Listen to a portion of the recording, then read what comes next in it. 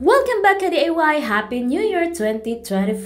For today's video ay gagawa tayo ng simpleng design pero elegante tingnan. Una, nag-prepare lang tayo ng 1 yard or 1 meter na tablecloth. Then, itutupi natin. Ayan. Hahatiin natin. Then, itutupi ulit natin pa triangle. Ganyan. Pagkatapos, yung sobra sa triangle ay gugupitin natin. Ganyan. Gugupitin para matira yung magiging triangle. Tapos, pag binuklat mo, magiging square na siya. So, dalawa yung magagamit natin sa isang tela na 1 yard or 1 meter. So, isang pares ng square yung magagawa natin. Pagkatapos, gupitin na natin. Ayan. Hahatiin na natin para maging dalawa yung cloth natin. Pagkatapos natin magupit yung mga square, so hahatiin ulit natin pa triangle. So tutupiin ulit natin pa triangle, then gupitin ulit para 4 na triangle yung magagawa natin. Para sa base design natin ay naglagay lang tayo ng knife pleats. So, depende sa inyo. Pwede plain, pwede box pleats, or knife pleats yung inyong base para sa inyong table. At ito naman yung cloth na gamit ko, Candy Crush. Glittery type siya. So, may pagka-glitter siya. Ayan. So, kahit anong cloth pwede mong gamitin. Silk Jenna or Alpha Jenna, silk satin, ang mga printed colors, depende na sa inyo kung anong cloth yung gagamitin nyo. So, dito, ayan, yung square pa siya, hindi ko pa nagupit. So, gugupitin lang natin yan, pa triangle, at 4 yung gagamitin natin para sa ating table.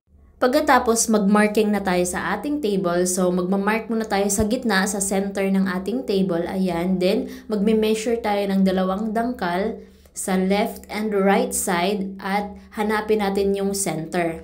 So, bali sa kalahati ng table, meron tayong 2 set. Ganon din yung gagawin natin sa right side. Simula sa center papuntang dulo, meron tayong 2 set. So, bali 4 lahat yung set natin.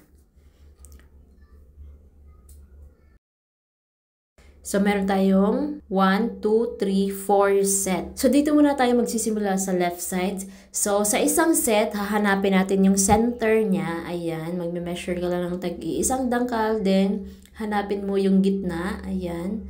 Lagyan mo ng marking para makuha natin yung center ng first set.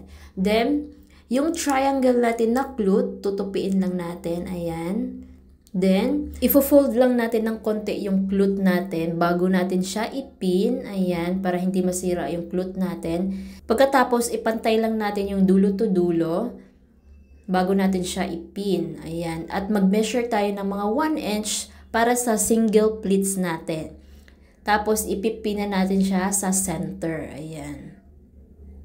So, pagkatapos natin maipin, ifo-fold natin ng konti sa likod, ayan, para safe siya. Pag ipin natin, hindi masisira yung cloth. Pagkatapos, magme-measure lang tayo. Every space ay 2 inches at maglagay tayo ng marking kada 2 inches. Ayan. So, mga 4 na marking yung gagawin natin. Ayan. Pagkatapos, gagawa na tayo dyan ng mga single pleats na tigwa 1 inch. Ayan. So, 1 inch lang yung single pleats natin. Yung space niya ay 2 inches. Kung bago ka pa lang dito sa ating video tutorial, so i-visit lang yung ating YouTube channel dahil marami ka pang mapagpipili ang mga table skirting design ideas. Meron din tayong backdrop, chair tie or chair sash, mga napkin folding at iba pa. Continue lang natin yung paggawa ng single pleats, every marking hanggang dulo ng cloth. Ayan.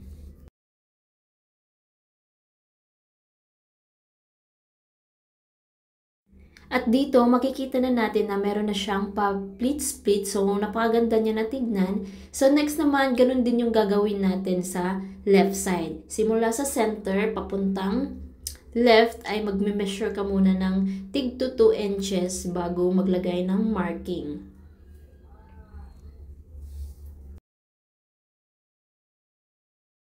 At ito na yung magiging look ng front niya. At ito naman yung sa ibabaw. So, nakikita yung mga single pleats natin. Ayan.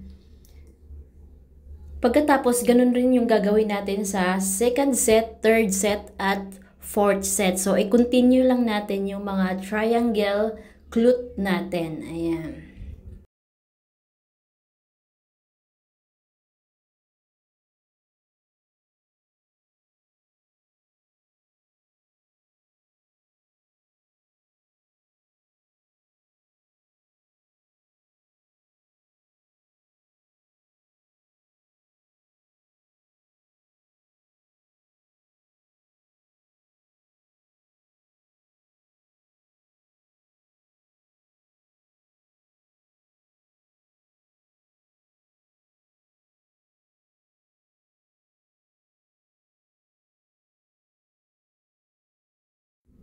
Pagkatapos natin magawa lahat, so yung dulo to dulo, ayan, ilalagyan natin ng pin para wala siyang space.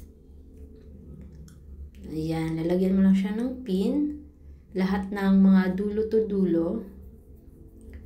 At ito namang mga single pleats natin, yung center ay ifa-flat natin, gagawin natin siyang pa-box pleats. Gagawin natin pa box splits yung center, yung left to right side naman ay gagawin nating knife pleats. So yung sa left ay papuntang left lahat, lagyan natin ng pin para maging knife pleats, ayan. Then yung sa right side naman ay papuntang right naman yung pagpin natin. At ito na yung kanyang final look. So napakaganda at napaka-eleganting tingnan, simpleng-simple at napakadaling gawin. At napakatipid rin sa tela. 1 yard lang or 1 meter ay kasya na. Perfect na perfect siya sa kahit anong okasyon, mapa-wedding, christening, debut, birthday, baby shower, valentines, or sa shorts, pwedeng-pwede. Palitan nyo lang yung color combination kung ano yung color motif ng inyong okasyon. Don't forget to like, subscribe, at i-hit ang notification bell para lagi kayong updated sa mga bago nating i-upload. Please share na rin para mas maraming matuto. Thank you for watching. God bless everyone!